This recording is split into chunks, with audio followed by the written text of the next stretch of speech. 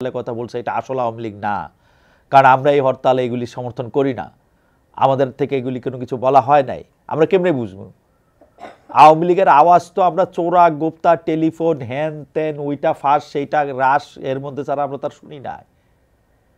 এই এই এই এই এই চিঠি এই ইটা এইসব এই এই এই গায়েবী আওয়াজগুলি আসে কোত্থেকে? নাকি গায়েবী আওয়াজ না, এটা এটা জেনুইনই ওবায়দুল কাদের কইছে, নাকি ওবায়দুল কাদের কোনো একটা তাকিয়া বা কোনো একটা খাটিয়া থেকে কইছে? কইছে নিশ্চয়ই। নাকি শেখ হাসিনা নিজেই সিদ্ধান্ত দিতেছে? ইন্টারেস্টিং। যার যে অবস্থান থেকে ডিসিশন দিতেছেন উনারা থাকবেনও ওইখানে, আর বাংলাদেশের আওয়ামী লীগে বাংলাদেশের আওয়ামী লীগ মানে বাংলাদেশের আওয়ামী লীগ যাদের শেখ হাসিনা আপা ফালাইয়া থুয়ে ভাগছেন, শুধু একলা ফালাইয়া থুয়ে যান নাই, কিন্তু উনি মেক শিওর করছেন উনার ফ্যামিলির প্রত্যেকটা লোক যেন এই দেশ থেকে চলে যেতে পারে। উনি মেক শিওর করছেন উনার ফ্যামিলির লোকদের প্রত্যেকজনই যাতে এই দেশ থেকে চলে গিয়ে বিদেশে আরাম আয়েশের সাথে দিন কাটাইতে পারে। আমি তো শুনি নাই আওয়ামী লীগের মন্ত্রীরা এমপিরা কেউ ইন্ডিয়া গিয়া, আমেরিকা গিয়া, ইংল্যান্ডে গিয়া বা বিদেশে কোথাও পালায় গিয়া ভিক্ষা করতেছে, আরেকজন মানুষের বাসায় গিয়া উঠছে। উঠে নাই তো রে ভাই, নিজের পয়সা দিয়া সুন্দর করে খাইতেছে, পড়তেছে, চলতেছে। কারণ এই শেখ হাসিনা তাদেরকে বলছে যে এই টাকা পয়সা নিয়ে ভাইগা যাও, তারপরে আমিও আসতেছি পিছনে পিছনে। একজন কর্মীরও বলে নাই যে 4 তারিখেও বলে নাই যে 5 তারিখে আমি চলে যাব, উল্টা কথা বলছে। সেই শেখ হাসিনার কথা মানে এই হরতাল করবে? মানে সিরিয়াসলি এই আওয়ামী লীগের লোকজন এই আওয়ামী লীগ করার আগে ভাই একটা চেক টেক কইরেন তো আপনারা ঠিক আছেন কিনা। জরুরি কিন্তু একটা চেক করা, ঠিক আছেন কিনা। এই আপনারা এই আওয়ামী লীগের হয়ে একটু জায়গায় জায়গায় পিকেটিং করবেন, একটু আলগা মায়ের মুইর খাবেন, তারপর গিয়া দেখবেন এই সরকার কত খারাপ, এই তো উদ্দেশ্য। এদিকে ডক্টর ইউনূস সাহেবের কথায় আসেন। ফাইন্যান্সিয়াল টাইমসে এক সাক্ষাৎকার দিচ্ছেন, তিনি এটার মধ্যে বলছেন একটা সম্ভাবনা হলো ছাত্ররা নিজেরাই একটা দল গঠন করবে। শুরুতে যখন তারা উপদেষ্টা পরিষদ গঠন করছে তখন আমি 3 জন ছাত্রকে আমার উপদেষ্টা পরিষদে নিয়েছিলাম। আমি বলেছিলাম যদি তারা দেশকে প্রাণ দিতে পারে তাহলে তারা উপদেষ্টা পরিষদে বসতে পারে এবং প্রাণ দেওয়ার জন্য কি করেছে সেই বিষয়ে তারা সিদ্ধান্ত নিতে পারে, তারা ভালো কাজ করছে। এ নাকি আপনারা একটু টুইস্ট দেখেন, নাকি একটু আলগা দেখেন, নাকি ঠিকই দেখেন? মানে এতদিন ইউনূস সাহেবের মুখে আমরা শুনছিলাম যে ছাত্ররা উনাকে নিয়োগ দিছে, এখন আবার ইউনূস সাহেব বলছে যে উপদেষ্টা পরিষদে 3 জনের আমি নিয়োগ দিছিলাম, তারা খুব ভালো কাজ করতেছে। আমি সেই কথাই যাইতেছি না যে 3 জনে তিনি নিয়োগ দিছে, একজনের উনি দপ্তরই দেন নাই, উনাকে উপদেষ্টা বলা হইতেছে। উনি কারে উপদেশ দেন? উনি কি ডক্টর ইউনূসকে উপদেশ দেন যে ভাই এমনি চলেন, স্যার এমনি চলেন, অমনে চলেন, এটা করেন, এটা করেন না? কি ঘটনাটা কি? বাকি 2 জন উপদেষ্টা জনাব নাহিদ, জনাব আসিফ, তারা তাদের কাজ করতেছেন, তাদের কাজের মূল্যায়ন আমি আজকে করতে বসি নাই, কিন্তু জানা গেল ডক্টর ইউনূস সাহেব এই 3 জনের নিয়োগ দিয়েছেন, তারা ভালো কাজ করতেছেন। তার মতে ছাত্রদেরকে পুরা জাতি চেনে এবং তারা দল গঠন করলে মানুষ তাদের ভোট দেবে, ভালো কথা। ডক্টর ইউনূসের এই যুক্তিকে আমি কি বলবো, এটা তো আসলে ঠিক বেঠিকের বাইনারি না। তো যদিও আপনাকে জন্য আমি কইতেছি যে এই যুক্তিটা আমি ঠিক মনে করি না, কারণ সাধারণ মানুষ ভোট দেয় দলের মার্কা দেখে, নির্দিষ্ট এলাকায় ক্যান্ডিডেট দেখে। রাজনীতিতেও সংস্কার লাগবে, আর তা সাধারণ মানুষকে নিয়েই করতে হবে। সেই সংস্কারের বদলে বর্তমান রাজনৈতিক দলগুলি আদলেই যদি রাজনীতি করা হয় তা আমাদের আসলে কোথাও পৌঁছে দেবে না। তাহলে ছাত্ররা হয় একবার বিএনপির সাথে, মানে ছাত্রদের কি করার আছে, তারা হয়তো বিএনপির সাথে বোঝাপড়া করে একটু বইসা 2টা 3টা 4টা 5টা বা যে কয়টা হোক সিটের মানে একটা বোঝাপড়া করে যে কয়টা সিট আমাদেরকে দেন করে নিতে পারে, অথবা আরেকবার জামাতের সাথে বোঝাপড়া করে এটা নিতে পারে। কেন আমি এটা বলতেছি যে দেখেন ওই প্রচলিত ধারা রাজনীতি, যে রাজনীতিটার বাইরে আসার জন্য নাকি নতুন রাজনৈতিক বন্দোবস্তের কথা নাকি বলা হয়েছিল, মিন করা হয়েছিল, সেইটার মধ্যে কিন্তু নাই। ওই একই ধরনের রাজনীতির ঘূর্ণাবর্তে, ঘূর্ণিচক্রে, ঘূর্ণপাকে ঘূর্ণিই খাইতেছে কিন্তু এরা কিন্তু এদের পরিবারের সদস্যদের দিয়ে বিভিন্ন জায়গায় গিয়ে বলতেছে আমরা যদি রাজনৈতিকভাবে নির্বাচিত হয়ে আসি আমরা এটা করব, আমাদেরকে ভোট দিলে আমরা এই হব সেই হব, আমাদেরকে চাঁদা দিলে আমরা এই করব সেই করব, আমাদেরকে চাঁদা, গাড়ি, আমাদের এই সুবিধা আমাদের এই কারণে লাগবে, একই চক্র কিন্তু একটু ছোট স্কেলে, একদমই ছোট স্কেলে, তা মানে একই চক্র কিন্তু। হাওয়েভার এদিকে বাংলাদেশের শিক্ষার প্রদীপ মনে হয় শেষ নিঃশ্বাস নিচ্ছে। সে আগস্ট থেকেই কত রকম মবক্রেসি হলো লেখাপড়া ঘিরে, কখনো ছাত্ররা ঘেরাও দিয়ে বলে পরীক্ষা দিব না, কখনো সিলেবাস বদল হয়। 7 কলেজ নিয়ে অশান্তি তো বহুদিন ধরে চলছেই। সরকারি শহীদ সোহরাওয়ার্দী কলেজ, কবি নজরুল সরকারি কলেজ, বেগম বদরুন্নেসা সরকারি মহিলা কলেজ, ঢাকা কলেজ, ইডেন মহিলা কলেজ, মিরপুর সরকারি বাংলা কলেজ ও সরকারি তিতুমির কলেজকে 2017 সালের 16 ফেব্রুয়ারি ঢাকা বিশ্ববিদ্যালয়ে অধিভুক্ত করা হয়।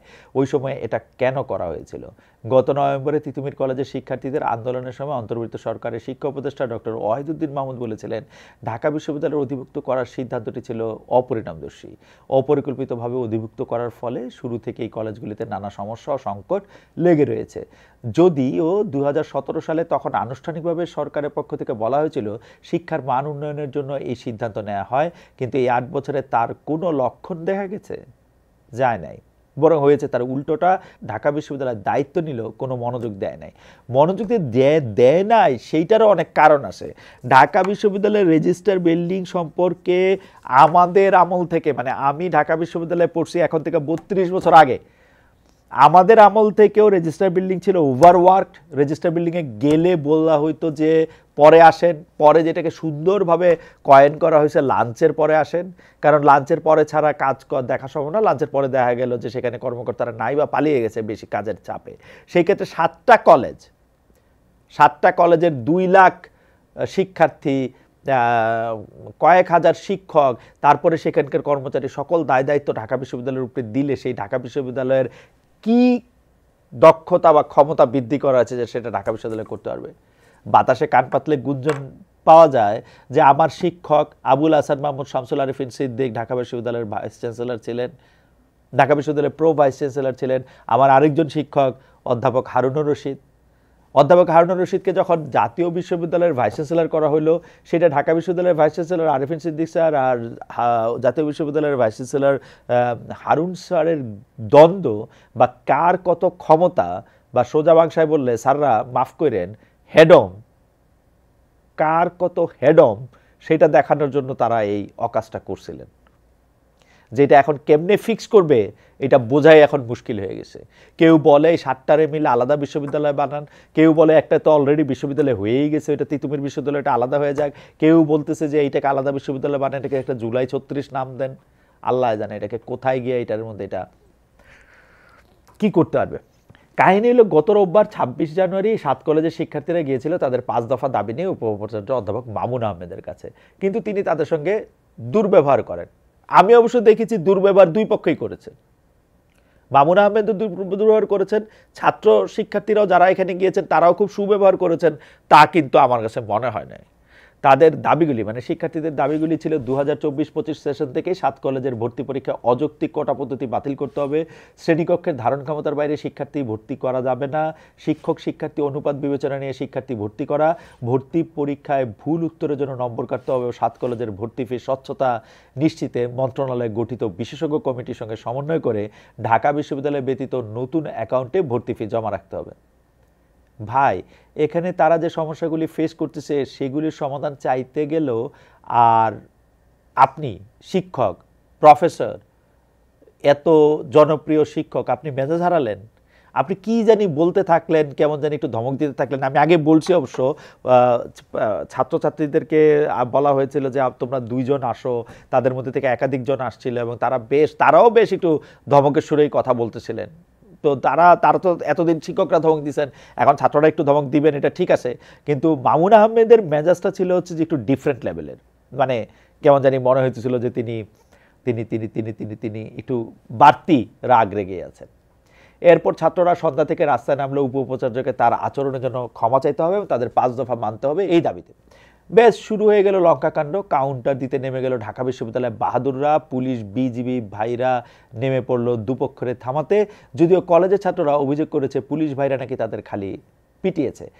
তারপর থেকে যে কত কিছু ঘটছে আর তার আর দিশা পাওয়া যাচ্ছে না। 7 কলেজের ছাত্ররা হামলাকারী পুলিশদের প্রত্যাহার না করলে নিউ মার্কেট থানা ঘেরাও করার ঘোষণা দিয়েছে, উপাচার্যের পদত্যাগ চেয়েছে। সোমবার দুপুরে ঢাবি উপাচার্যের কার্যালয়ের সভাকক্ষে 7 কলেজের অধ্যক্ষদের সঙ্গে ঢাবি উপাচার্য অধ্যাপক ডক্টর নিয়াজ আহমেদ খান সিদ্ধান্ত নিয়েছেন 7 কলেজ আর ঢাকা বিশ্ববিদ্যালয়ের অধীনে থাকবে না। এখানেই শেষ না, আবার জানা গেল এই 7 কলেজে পৃথক বিশ্ববিদ্যালয় করার পরিকল্পনা করেছে সরকার। এরপর আবার তিতুমির কলেজের ভাইরা বললেন না, মানি না, তিতুমিরকে আলাদা বিশ্ববিদ্যালয় করতে হবে। অনশনে বসে পড়লেন তারা। আরও কত কিছু আসবে কে জানে।